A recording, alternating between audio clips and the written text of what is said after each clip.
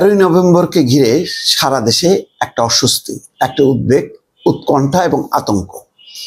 বিশেষ করে কালকে সারাদিন কিন্তু রাজধানীর বিভিন্ন প্রান্তে ভোরবেলা থেকে শুরু করে রাত পর্যন্ত ককটেল বিস্ফোরিত হয়েছে। 13ই নভেম্বর সামনে, শেখ হাসিনার বিরুদ্ধে গণহত্যার মামলার রায়। তার আগেই গতকালকে থেকেই মোটামুটি সোচ্চার আওয়ামী লীগের নেতাকর্মীরা। বোঝা যাচ্ছে যে আওয়ামী লীগ তার শক্তি বাড়াচ্ছে এবং তাদের যে যথেষ্ট শক্তি আছে ইতিমধ্যে সেটা তারা জানান দিয়েছে। কালকে রাজধানী তো বটেই, বিভিন্ন সড়ক মহাসড়কে কিন্তু মশাল মিছিল বের হয়েছে। বিএনপির কিছু কিছু নেতাকর্মী মনে করতেছে আমি বিএনপির শত্রু হয়েছি, আমি বিএনপির পলিটিক্যাল অপোনেন্ট। আমি কখনো বিএনপি করি নাই। আমারে হাসিনার লোকজন বিএনপি কইতো, আর কইতো আমি তারেক রহমানের ট্যাগা খাইয়া হাসিনার বিরুদ্ধে বলি। ভাগ্যের কি নির্মম পরিহাস, আজ বিএনপির লোকেরা বলে আমি জামাতের ট্যাগা খাইয়া বিএনপির বিরুদ্ধে বলি। আপনাদের একটা সৎ পরামর্শ দিই ভাই, পলিটিক্যাল অপোনেন্টকে বুদ্ধিমত্তার সাথে ডিল করেন। রাজনীতি করতে আসছেন, আপনার অপোজিশন থাকবে, আমার লোকে তেদরামি করতে আসেন না ভাইজান। আমি অনেক দরদ নিয়ে ক্রিটিক করি আপনাদের দলের। এটা যদি সহ্য না হয়, আওয়ামী লীগরা যেভাবে ট্রিট করতাম সেভাবে যদি ট্রিট করতে বাধ্য হইতে হয়, তাতে আপনাদেরই ক্ষতি। আপনাদের যে ফাজলামি দেখি তাতে আমার কোনো ছেড়ে যাবে না, আপনার বাচ্চারা ক্ষমতাও নেই। যাই হোক, অনেকে বলে বিএনপির পিছে কেন লাগে।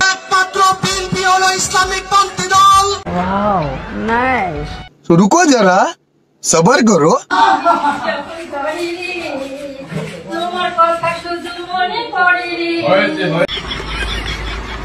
বিএনপির মৃত্যু ঘণ্টা বেজে গেছে, এটা আমরা আগে বলেছি। তাদের মৃত্যু ঘণ্টা আরো জোরে বাজতেছে ইনশাআল্লাহ, এবং আওয়ামী লীগের পরিণতি বিএনপির পরিণতি হবে। আমাদের বিএনপি প্রার্থী সংসদে যেতে পারে। আওয়ামী লীগ ভাইদের উদ্দেশ্যে বলতে চাই, আপনারা আমাদেরকে সহযোগিতা করেন, আমরা আপনাদের হেফাজত করবো। আসসালামু আলাইকুম প্রিয় দর্শক শ্রোতা, পিনাকি দাদার একটি স্পেশাল প্রতিবেদনে আপনাকে স্বাগতম। আশা করি সম্পূর্ণ ভিডিও জুড়ে থাকলে বুঝতে পারবেন যে পিনাকি দাদা কেন বিএনপিকে নিয়ে এরকম কথা বলেন। চলুন ভিডিওতে বিস্তারিত দেখে আসি। 13 তারিখ ঘিরে পুরো ঢাকাকে রেড অ্যালার্ট জারি করার অবস্থা তৈরি হয়েছে। ডিএমপি কমিশনার বলেছেন, পুলিশের কেউ দায়িত্বরত অবস্থায় মোবাইল ব্যবহার করতে পারবে না। ইন্টেলিজেন্স টিমগুলো প্রতিটা অঞ্চল রাজধানীর তাদের তথ্যের জালে আটকে ফেলেছে। কয়েকটি সূত্র মুঠোফোনে জানিয়েছে, ব্যক্তিগতভাবে আমাকে জানিয়েছে, যেটা বলছি, ঢাকাতে বেশ কয়েকটি অস্ত্রের চালান ঢুকেছে এমন তথ্য তারা পেয়েছে। ইতিমধ্যে ট্রাকে করে দেশীয় অস্ত্রশস্ত্র সহ সন্ত্রাসী সংগঠন আওয়ামী লীগ প্রবেশ করেছে, তাদেরকে ধরাও হয়েছে। কয়েকটি সূত্র বলছে ঢাকার শীর্ষ সন্ত্রাসীদের বিশেষ অ্যাসাইনমেন্ট দেওয়া হয়েছে 13 তারিখ সফল করার জন্য, অর্থাৎ নাশকতা করার জন্য। গোপালগঞ্জ থেকে একটা বড় টিম ঢাকায় প্রবেশ করেছে এবং কিছু কিছু গ্রুপ ঢাকার খুব কাছাকাছি কয়েকটি অঞ্চলে অবস্থান করছে। 13 তারিখ বা 12 তারিখে তারা ঢাকায় প্রবেশ করবে। সরকারের জন্য এই দিনটি খুবই গুরুত্বপূর্ণ। ইউনূস সরকার ক্ষমতায় বসার পর কিছু মব নিয়ন্ত্রণ করতে পেরেছে, কিন্তু বড় ফ্রেমে আওয়ামী লীগ বা তার অঙ্গ সংগঠনগুলো কোনো বড় রকম কি বলবো বিক্ষোভ মিছিল কিংবা বড় কোনো লড়াইতে মাঠে নামেনি। তাই আমাদের পুলিশের সক্ষমতা কতটুকু আছে বর্তমান যারা আছেন সেটাও আমাদের টেস্ট করা হয়নি। দর্শক, বিএনপি এবং আওয়ামী লীগ, বিএনপি এবং জামায়াতে ইসলাম তারাও 13 তারিখ মাঠে থাকার ঘোষণা দিয়েছে। ইতিমধ্যে ছাত্র দলের কয়েকটা পক্ষ তথ্য পেলাম, তারা মাঠে থাকবে পুলিশের পাশাপাশি, এবং কয়েকটি অঞ্চলে শিবিরও থাকবে, জামায়াতের কর্মীরাও থাকবে পুলিশকে সহযোগিতা করতে। বলা হচ্ছে আমব্রেলা সিকিউরিটি তৈরি করে বাংলাদেশের নিষিদ্ধ হওয়া আওয়ামী লীগকে নিয়ন্ত্রণে পুলিশ এবং 24-এর বিপ্লবীরা একজোট হয়ে নিয়ন্ত্রণ করবে ফ্যাসিস্টদের। পাশাপাশি ভারতের কয়েকটি গণমাধ্যম বলছে দিল্লিতে বা মুম্বাইতে যে বিস্ফোরণ হয়েছে ভারতে, এটার সাথে বাংলাদেশেরও জড়িত রয়েছে, অর্থাৎ লস্করে তৈয়বা বাংলাদেশকে ব্যবহার করেও এ কাজ করতে পারে বা করেছে এমন অভিযোগ উঠেছে। অর্থাৎ বাংলাদেশকে নিয়ে দিল্লির নতুন নীল নকশা বাস্তবায়নে এগিয়ে যাচ্ছে। একদিকে শেখ হাসিনা বার্ন ইউনিটে গিয়ে অগ্নিদগ্ধ মানুষের পাশে দাঁড়িয়ে কাঁদতেন আর অভিনয় করতেন, আবার সেই শেখ হাসিনার দল ঢাকার অনেকগুলো অঞ্চলে, প্রায় প্রতিটি অঞ্চলে ককটেল বিস্ফোরণ, বাসে আগুন এবং বাসে আগুনের পর মানুষ হত্যার ঘটনা ঘটে গেছে গত 24 ঘন্টায়। এই বিষয়গুলো নিয়ে আজকে বিস্তারিত আলোচনা করতে চাই। প্রিয় দর্শক, আমি শেখ হাসিনার একটি ছোট্ট ঘটনা বা তার একটা রূপ দেখাই, আমার রূপ দেখিয়ে আপনাদের ভিডিওটা শুরু করতে চাই। শেখ হাসিনা আগুন সন্ত্রাস নিয়ে সবচেয়ে বেশি মিডিয়ায় কথা বলতেন, আপনাদের মনে আছে। বার্ন ইউনিটে গিয়ে অগ্নিদগ্ধ মানুষকে নিয়ে শোকাহত চেহারা প্রদর্শন করে তিনি বলতেন, বিএনপি জামাত কি করে মানুষকে পুড়িয়ে মারছে। মনে আছে আপনাদের এই বক্তব্যগুলো আমরা 16টা বছর শুনেছি। অথচ আপনারা জানেন যে এই আওয়ামী লীগের ইতিহাস আগুন সন্ত্রাসের ইতিহাস। এই আওয়ামী লীগ আগের শিরাটন বর্তমান ইন্টারকন্টিনেন্টাল হোটেলের সামনে বাসে আগুন দিয়ে একসাথে 15 থেকে 20 জন মানুষকে পুড়িয়ে মেরেছিল। পরবর্তী ডিজিএফআই সেলে 111-এর পর এই বিষয়টিকে স্বীকার করেছিলেন মিস্টার নানক সাহেব। আপনাদের মনে আছে সেই অডিওটি ভাইরাল হয়েছিল পরবর্তী, কিভাবে শেখ হাসিনার নির্দেশে আজম, নানক সম্মিলিতভাবে তারা ঢাকাতে আগুন দিয়ে একসাথে 15 থেকে 20 জন মানুষকে পুড়িয়ে মেরেছিল। এবং শেখ হাসিনা ক্ষমতা থেকে চলে যাবার পর নতুন করে সেই বাংলাদেশকে আবারও আগুন সন্ত্রাস কিংবা সন্ত্রাসের রাজত্ব তৈরির পুনরায় চেষ্টা শুরু করেছে। কয়েকটি সিসিটিভি ফুটেজে দেখলাম যে আওয়ামী লীগের বিভিন্ন সন্ত্রাসীরা তারা জুব্বা ও বড় পাঞ্জাবি পরে ককটেল বিস্ফোরণ ঘটাচ্ছে। খুব সিগনিফিকেন্ট একটি ব্যাপার, খেয়াল করবেন। আওয়ামী লীগের সন্ত্রাসীরা 13 তারিখে লকডাউন বাস্তবায়নে রাজধানীতে জুব্বা বড় পাঞ্জাবি পরে ককটেল বিস্ফোরণ ঘটাচ্ছে, বাসে আগুন দিচ্ছে। মানেটা হলো কি, এই ফুটেজ দেখে কেউ যেন বলতে পারে এটি জামায়াত ইসলাম করেছে বা ইসলামী দল করেছে বা চরমনাই করেছে।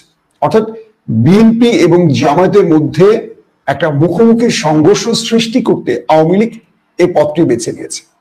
তারা ক্ষমতায় থেকে একটার পর একটা জঙ্গি নাটক করে দেশকে জঙ্গি রাষ্ট্র বানিয়ে অবৈধ পথে ক্ষমতায় থাকার জন্য আন্তর্জাতিক বিশ্বের সাপোর্ট বা সমর্থন পাওয়ার জন্য এই কাজগুলো করতো, পুলিশ বাহিনীকে বা র্যাবকে ব্যবহার করে। এবার ক্ষমতা হারিয়েও তারা একই পথে তারা চলছে। প্রশ্ন হলো, জুব্বা কিংবা বড় পাঞ্জাবি বা পাগড়ি বা এই টাইপের ইসলামিক লেবাস জুব্বা বা পাঞ্জাবি পরে কেন ককটেল বিস্ফোরণ? কারণ তারা জানে যে এই ছবিগুলো কোনো না কোনো মোবাইলে ধারণ হবে, সিসি ক্যামেরায় ধারণ হবে, কিংবা কেউ না কেউ দেখবে, প্রত্যক্ষদর্শী বলবে, তখন বলা হবে কি জামায়াত ইসলাম এই ঘটনা ঘটিয়েছে। বিএনপি নেতারা বলবে, কাজটা করবে আওয়ামী লীগ, নাম করবে জামায়াতের। আবার জামায়াত বলবে না, এটা আমরা করিনি, অন্য কেউ করেছে। তার মানে বাংলাদেশে নতুন জঙ্গিবাদের উত্থান। তার মানে শেখ হাসিনাকে প্রয়োজন আবারও। আন্তর্জাতিক বিশ্বকে সেটাই বোঝাবে বা দিল্লিকে সেটাই বোঝাবে। দিল্লি থেকে প্রেসক্রিপশন নিয়ে আওয়ামী লীগ বাংলাদেশকে আবারও একটা বড় অরাজকতার দিকে নিতে চাইছে। তিনি দাবি করেন তিনি দেশপ্রেমিক, তার বাবা দেশ স্বাধীন করেছেন, তার 14 গোষ্ঠী এই দেশের মুক্তিযোদ্ধা। কিন্তু তিনি করছেনটা কি? আজকে যারা আওয়ামী লীগ করছেন বা যারা মাঠে নামছেন বা ককটেল বিস্ফোরণ ঘটাচ্ছেন, বাসে আগুন দিচ্ছেন, দুটো প্রশ্ন করি, স্রেফ দুটো, বেশি না। এক, আপনার নেত্রী পুরো পরিবার নিয়ে দেশ ছেড়ে নিরাপদে চলে গেছেন, পুরো পরিবার নিয়ে। আপনার নেত্রীর পরিবারের একজন দুঃসম্পর্কের নেতাও বাংলাদেশে গ্রেফতার হয়নি। একদম দুঃসম্পর্কের যে নেতা আওয়ামী লীগে আছেন বা শেখ হাসিনার দুঃসম্পর্কের আত্মীয়, তিনিও বেঁচে গেছেন। এটা কি মিরাকেল নাকি এটা পূর্ব পরিকল্পিত? একবার প্রশ্ন করেন নিজেকে। বাংলাদেশে গত 16টা বছর সকল জুলুম নির্যাতন সহ্য করে বিএনপি কিংবা জামাতের একজন নেতাও দেশ ছেড়ে পালাননি। এমনকি যারা বিদেশে ছিলেন, মানবতা বিরোধী অপরাধের দায়ে যাদের বিরুদ্ধে মামলা হয়েছে, তারাও দেশে ফিরে এসেছেন, আইনের মুখোমুখি হয়ে দাঁড়িয়েছেন, ফাঁসির কাজটা ঝুলেছেন। তারা পালাননি কিংবা বিদেশে থাকেননি, চলে এসছেন দেশে এবং ফাঁসির কাজটা ঝুলেছেন মিথ্যা মামলা। আর শেখ হাসিনা তার সন্তান, পরিবার সব নিয়ে দুঃসম্পর্কের আত্মীয় নিয়ে পালিয়ে গেছে। কিন্তু আওয়ামী লীগের সেই মাথা মোটা নেতা কর্মীগুলো মনে করছেন যে তারা দলের নিবেদিত প্রাণ। আমি দেখি আমাদের অনেক পরিচিত আওয়ামী লীগের ভাইরা সোশ্যাল মিডিয়াতে সেই লেভেলে পোস্ট করেন, আমি হাসি। আমি মানুষ এত বোকা হয় কেন? জীবন দেবেন আপনি, মার খাবেন আপনি, আবার কখনো যদি আওয়ামী লীগ ক্ষমতা আসে আপনাকে খোঁজও নেবে না। একবার ভালো করে বিএনপির দিকে তাকান। 16টা বছর যারা ত্যাগ করেছে, ফাইট করেছে, জুলুমের শিকার হয়েছে, গুম হয়েছে, খুন হয়েছে, ক্রস ফায়ারে পড়েছে, এদের খোঁজ কি বিএনপি নেয়? ওই সুবিধাভোগীরা, হাইব্রিডরা, ঠিক লাস্ট 15 মাসে তেল দিয়ে যারা 5 তারিখের পর বিএনপি সেজে গেছে, তারাই মূল ফরম্যাটে আছে। টেকিদের কোনো মূল্যায়ন নেই। এটাই বাস্তব বাংলাদেশের রাজনীতিতে।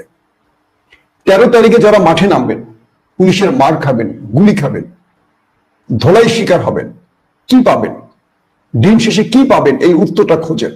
যে নেত্রী আপনাদের ফেলে চলে গেছে, এখন পর্যন্ত একটা দিক নির্দেশনামূলক বক্তব্য দেয়নি। যে নেত্রী যাবার আগে 2000 মানুষকে হত্যা করে গেছেন, 40,000 মানুষকে অন্ধ পঙ্গু করে গেছেন, সেই নেত্রীর পক্ষে দাঁড়াচ্ছেন? একবার নিজের বিবেককে প্রশ্ন করেন। আপনি কি সুস্থ মানুষ? আপনি কি বাংলাদেশের দেশপ্রেমিক? 71-এর চেতনা আর কত কষ্ট লাগবে? এটা কি 71-এর চেতনা?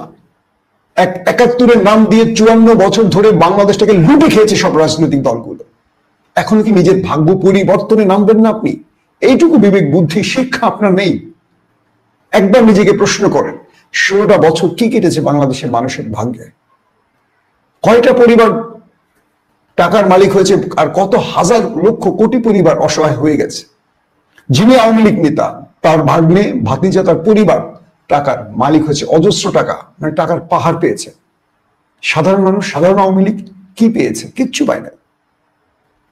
16টা বছর পরও যদি আপনাদের বিবেকের দরজা না খুলে, আর কিচ্ছু বলার থাকবে না। নাম্বার 2, বিএনপি এবং জামায়াতকে বলবো, আওয়ামী লীগ আপনাদের ঘাড়ে নিঃশ্বাস ছাড়ছে। আবারও ঐক্যবদ্ধ হন, ঐক্যবদ্ধের বিকল্প নেই। বিএনপি তার অঙ্গ সংগঠনগুলো 13 তারিখ মাঠে থামবে। ছাত্র দলের টপমোস্ট একদম সিনিয়র লেভেলে বেশ কজন আমাকে জানিয়েছে তারা কাল মাঠে থাকবে। যেখানে লীগ বাহিনী পাবে সেখানে ধোলাই চলবে। শিবিরের পক্ষ থেকে বলা হয়েছে, জামায়াতের পক্ষ থেকে বলা হয়েছে তারা কালকে মাঠে থাকবে পুলিশের পাশাপাশি। ডিএমপির 2জন ঊর্ধ্বতন পুলিশ কর্মকর্তার সাথে কথা হয়েছে।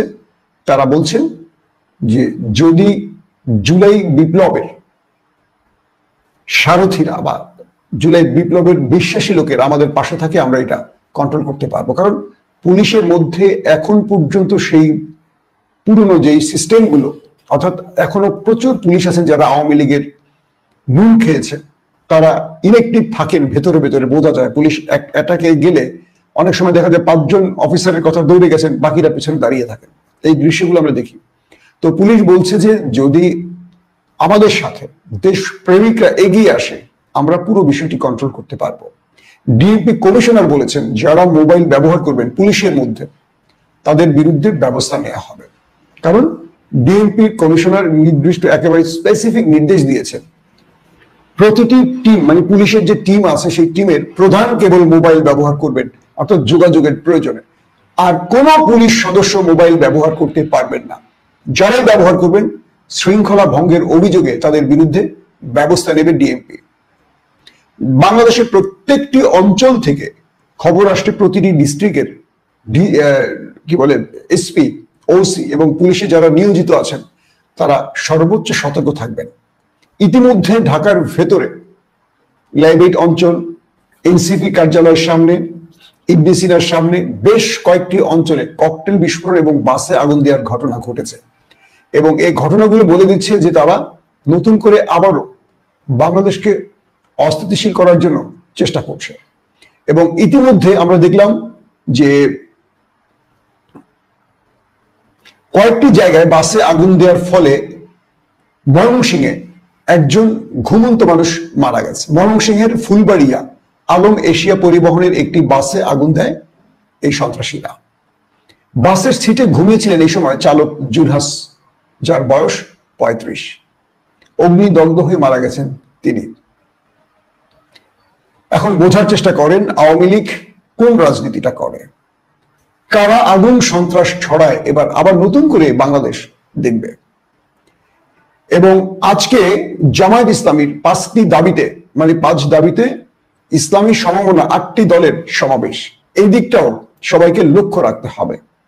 জামাত যে সমাবেশটি করবে, এই সমাবেশটিতে সর্বোচ্চ সতর্ক থাকা জরুরি, কারণ এখানে কোনো স্যাবোটাজ করতে পারে বিশেষ গ্রুপগুলো, সেটা আওয়ামী লীগ বা এজেন্সিগুলো।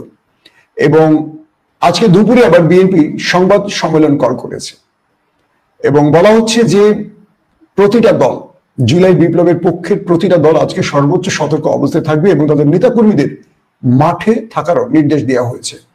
এরই মধ্যে একটি খবর খুব জোরে সোরে প্রচার হয়েছে যে শেখ হাসিনা দেশে ঢুকছেন। 5 আগস্ট দেশ ছেড়ে ভারতে পালিয়ে যাওয়ার পর ফ্যাসিস্ট শেখ হাসিনা অনেকগুলো বক্তব্য আমরা ইতিমধ্যে সোশ্যাল মিডিয়া দেখেছি এবং আগামী 13 তারিখ মানে 13 নভেম্বর শেখ হাসিনার বিরুদ্ধে রায় দেওয়ার তারিখ ঘোষণা করা হবে এবং এই নিষিদ্ধ আওয়ামী লীগের এই রায়টি বা এই রায়ের তারিখ যেন ঘোষণা না করতে পারে সেই জন্য আওয়ামী লীগ ঢাকা লকডাউন মানে ঢাকাকে লকডাউন করে দেওয়ার ঘোষণা দিয়েছে। এবং এই রায়কে কেন্দ্র করে পতিত স্বৈরাচারের দল ঢাকা সহ যাতে কোনো ধরনের মানে ঢাকা সহ দেশের বিভিন্ন অঞ্চলে যত রকম নৈরাজ্য সৃষ্টি করবে তার জন্য তাদেরকে বড় রকম মাশুলও গুনতে হবে এমন সতর্কতাও জারি করেছে আইন শৃঙ্খলা বাহিনী। এবং কয়েকটি সূত্র বলছে শেখ হাসিনা যে কোনো সময় দেশে ঢুকতে পারেন বা ঢুকবেন এমন তথ্য নাকি তাদের কাছে আছে। এগুলোর সঠিক তথ্য আমাদের কাছে এই মুহূর্তে নেই। গত 1 সপ্তাহ ধরে টিকটকে আওয়ামী লীগের নেতাকর্মীরা দেশে বিদেশ থেকে ছোট ছোট ভিডিও তৈরি করে উস্কানিমূলক বক্তব্য দিচ্ছে, বিভিন্ন স্থানে হামলার নির্দেশ দিচ্ছেন। তারা দেখেন প্রকাশ্যে একটি রাজনৈতিক দল হামলার নির্দেশ দিচ্ছেন এবং সেখানে বলা হচ্ছে যে এইসব টিকটকের তালিকা তৈরি করছে পুলিশ, কারা কারা এইসব টিকটক বানাচ্ছে। পাশাপাশি বিদেশে পলাতক থাকা আওয়ামী লীগের যুগ্ম সম্পাদক বাহাউদ্দিন নাসিম, প্রেসিডিয়াম সদস্য জাহাঙ্গীর কবির নানক, সাবেক শিক্ষামন্ত্রী নওফেল সহ যারা ফেসবুক প্রচার চালাচ্ছেন এইসব তাদেরও তালিকা করছে পুলিশ। এবং 13 নভেম্বর ঘিরে আওয়ামী লীগের নেতাকর্মীরা যাতে ঢাকায় কোনোভাবে প্রবেশ করতে না পারে, ওপেন হয়ে তারা কোনো মিছিল বিক্ষোভ করতে না পারে, সেজন্য প্রবেশ পথগুলোতে বাড়তি নিরাপত্তা জোরদার করেছে আইন শৃঙ্খলা বাহিনী। প্রতিটি গাড়ি তল্লাশি করা হচ্ছে, সন্দেহভাজনদের দেহ তল্লাশি করছে আইন শৃঙ্খলা বাহিনী।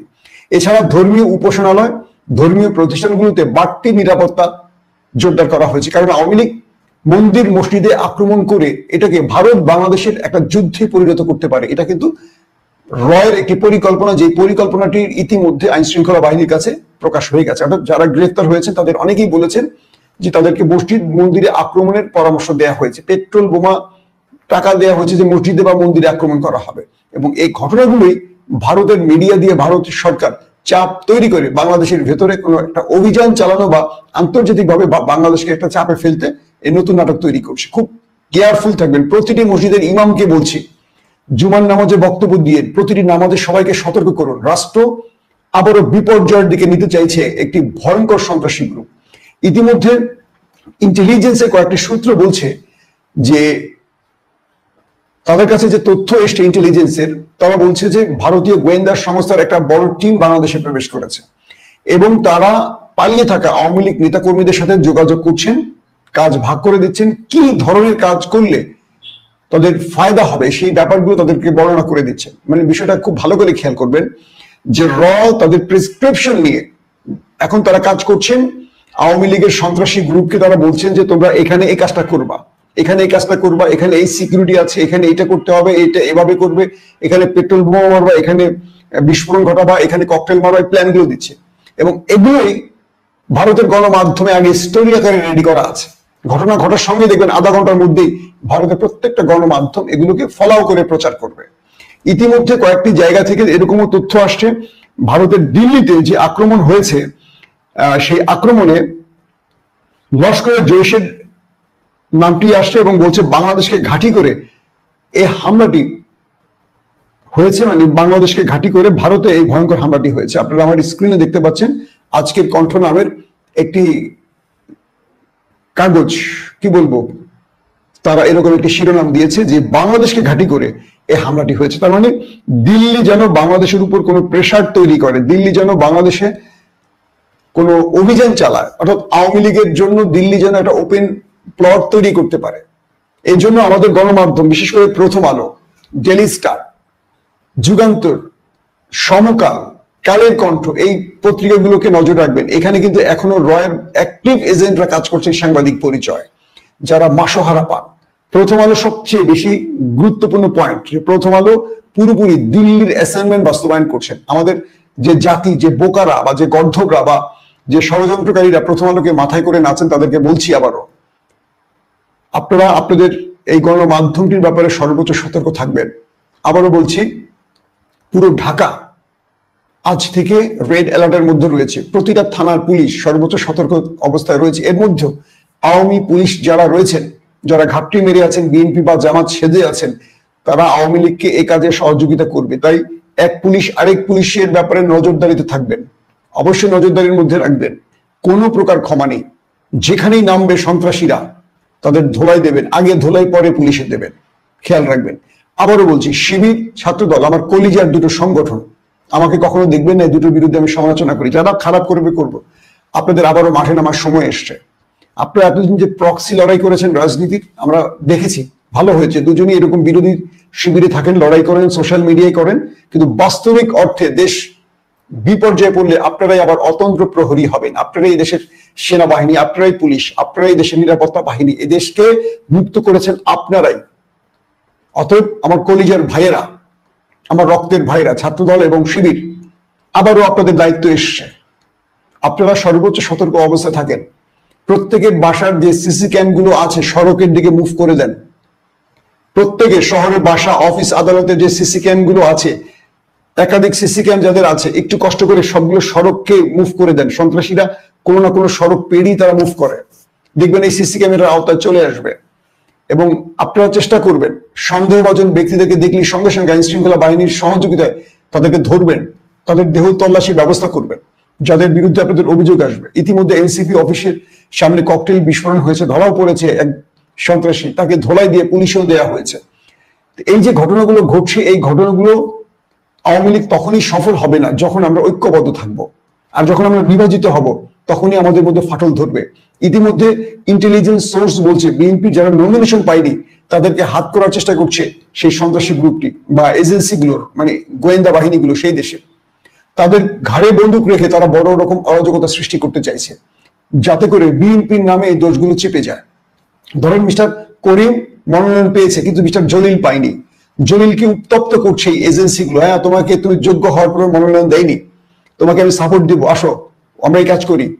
ওই গর্ধব যে বোঝে না যে এটার মাধ্যমে আমার দল বা দেশ ক্ষতিগ্রস্ত হবে, তো এদের ঘাড়ে ভর করার চেষ্টা করছে। আমাদের এজেন্সি জানাচ্ছে যে এইভাবেই তারা ঢুকে পড়ছে, রাস্তার টোকাইদেরকে টাকা দিয়ে ককটেল বিস্ফোরণ ঘটাচ্ছে এবং অনেক গ্রাম থেকে বা একটু দরিদ্র পরিবারের পোলাপানদেরকে 5,000, 6,000 টাকা বা 100, 200 টাকা দিয়ে, মানে যাকে যেরকম দেয়া যায় দিয়ে তাদেরকে দিয়ে এই নাশকতা ঘটাবার পরিকল্পনা করছে।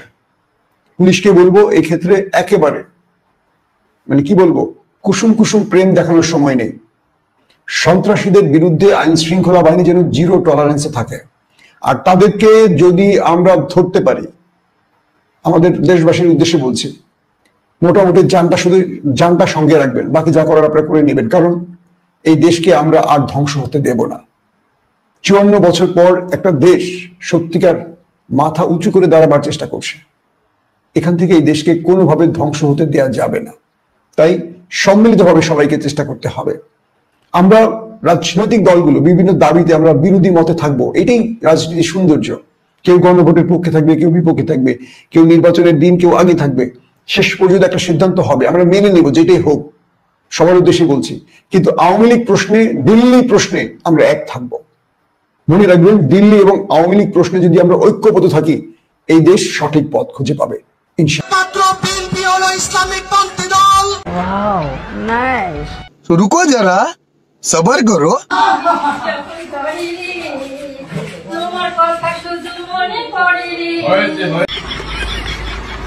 বিএনপির মৃত্যু ঘণ্টা বেজে গেছে, এটা আমরা আগে বলেছি। তাদের মৃত্যু ঘণ্টা আরো জোরে বাজতেছে ইনশাআল্লাহ। এবং আওয়ামী লীগের পরিণতি বিএনপির পরিণতি হবে। কি কষ্ট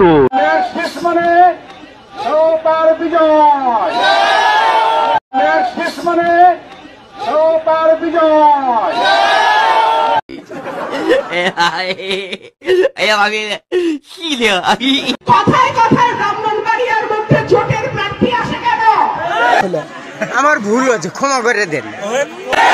আমি ব্রাহ্মণবাড়িয়ার সন্তান, আমি ব্রাহ্মণবাড়িয়া থেকেই নির্বাচন করব। সেই শহীদ প্রেসিডেন্ট জিয়াউর রহমানের অর্ধাঙ্গিনী জননেত্রী শেখ হাসিনাকে শ্রদ্ধা বোকাচোদা কয় কি? ইউনুস চা গণ অভ্যুত্থানে কই ছিলি? কেন উপদেষ্টা হইছিস তুই? এই ফারুক্কা কই ছিলি তোরা? বশির কই ছিলি? কেন উপদেষ্টা হয়েছিস? কি অবদানের কারণে আমরা গুলিবিদ্ধ হয়ে রিমান্ড খাইটাও কেন রাজনীতি করার অধিকার পাচ্ছি না? হ্যাঁ, থালা সাজিয়ে রেখেছো, কেউ খাবার দিচ্ছে না, কষ্ট হচ্ছে না? না শোনা গো আমার।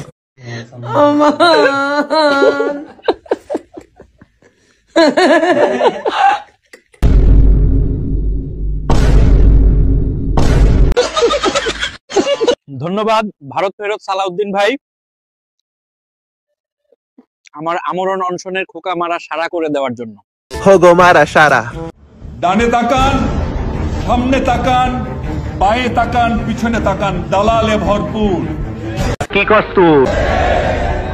কেউ ভারতের দালাল, কেউ পাকিস্তানের দালাল, কেউ আমেরিকার দালাল, কেউ রাশিয়ার দালাল, কেউ চায়নার দালাল। ভারতের দালালের সংখ্যা একটু বেশি।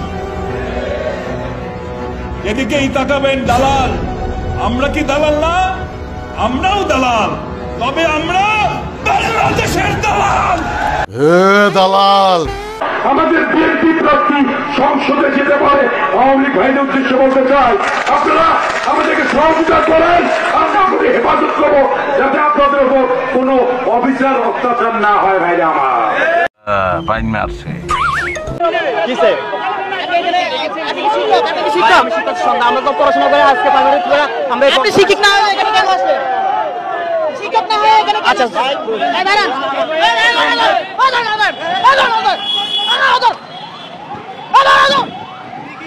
শিক্ষিত না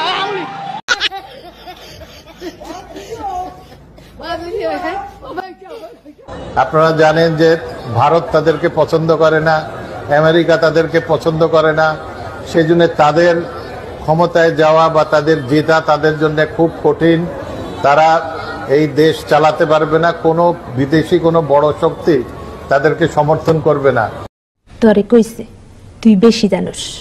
জনাব নজরুল ইসলাম মোল্লা খুব ভালো মানুষ, তাকে যদি নির্বাচিত করতে পারেন, এলাকার চুরি ডাকাতি উন্নয়ন সহ বিভিন্ন কাজকর্ম তার মাধ্যমে আমরা পারবো করতে। মন্দির কয় গিরা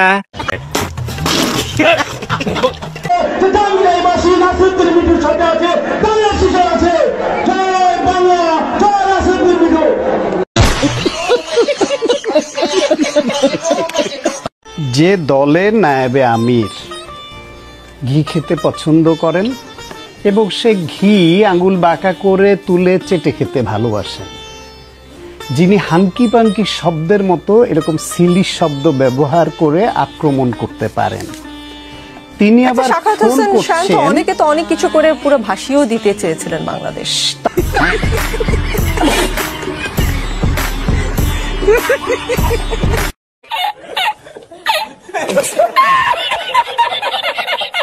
মার্কা কয়টার সামনে এবার? মার্কা একটা দেখতেছেন ধানের শীষ নাকি? নৌকাটা এবার দেখা যাচ্ছে না, দেখা যাচ্ছে না নৌকাটাকে, তাই না? আরেকটা দেখা যায়, সেটা হচ্ছে আপনার দাঁড়িপাল্লা। দাঁড়িপাল্লা আপনারা চিনেন, দেখেন উনি অনেকে, তাই না? দাঁড়িপাল্লাও এখানে ইলেকশন করতেছে। সুতরাং আপনাদের এই নির্বাচনে আপনাদেরকে ধানের শীষ আর দাঁড়িপাল্লার মধ্যে বেছে নিতে হবে, তাই তো ভাই? কথা কি ক্লিয়ার না ভেজাল আছে? ক্লিয়ার। আমরা কখনো চাই না বিএনপি আওয়ামী লীগের মধ্যে পার্থক্য। বিএনপি হলো একটা ফ্যাসিস্ট রাজনৈতিক দল। কি বলেন? এরা গণতন্ত্র বুঝে না, এরা নির্বাচন বুঝে না, তাই এরা জনগণের মনের বাসনা বুঝে না, এরা বুঝে ক্ষমতা, যে তাদের ক্ষমতা দরকার। নির্বাচন গণতন্ত্র এগুলো তার দ্বারা না। হ্যাঁ হ্যাঁ, তারেক ভাই স্লোগান দিয়ে নতুন করে বাংলাদেশে নতুন ফ্যাসিজম আনার আয়োজন চলছে। আমরা তাদেরকে সতর্ক করছি, ভুলেও এই ধরনের পদক্ষেপ নেবেন না, কারণ ইতিহাসে এই ধরনের যারা পদক্ষেপ নিয়েছিল তারা এখন ভারতে কলকাতার অলিতে গলিতে না খেয়ে বেড়াচ্ছে, তাদের পরিণতিও আপনাদের হবে ইনশাআল্লাহ। এইটা কি কোনো কথা?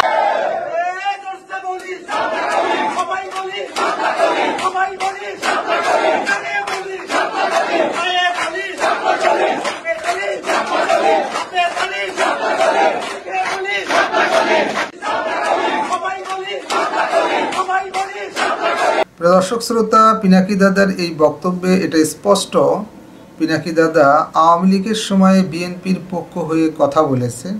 এই আওয়ামী লীগেরা বলেছিল যে পিনাকি বিএনপির কাছ থেকে টাকা খেয়েছে। এবার বিএনপির বিপক্ষে কথা বলতেছে যুক্তি দিয়ে, বিপক্ষে বলতে বিএনপির ভুলগুলোকে তুলে ধরতেছেন। এবার বিএনপি আবার বলতেছে পিনাকি দাদা জামাতের কাছ থেকে টাকা খেয়েছে। পিনাকি দাদার ভিডিওগুলো দেখলে এটা স্পষ্ট হয় তিনি কিন্তু কোনো দলকে ছাড় দেন না। জামাতেরও অনেক ভুল ভ্রান্তি নিয়ে কিন্তু পিনাকি দাদা কথা বলেছেন। তাই সারা বাংলাদেশের মানুষ, এর অধিকাংশ মানুষই এটা স্পষ্টভাবেই জানে সাংবাদিক ইলিয়াস, কনক সারোয়ার এবং পিনাকি এরা আসলে কারো পক্ষ থেকে টাকা খায়নি। কারণ যদি টাকা খেতই ইতিপূর্বে অনেকেই হয়তোবা প্রমাণ করতে চেয়েছে, কিন্তু ব্যর্থ চেষ্টা হয়েছে। এ বিষয়ে আপনার মন্তব্য থাকলে লিখতে পারেন কমেন্ট বক্সে আপনার গুরুত্বপূর্ণ মন্তব্য। আজকে এই পর্যন্তই। আল্লাহ হাফেজ।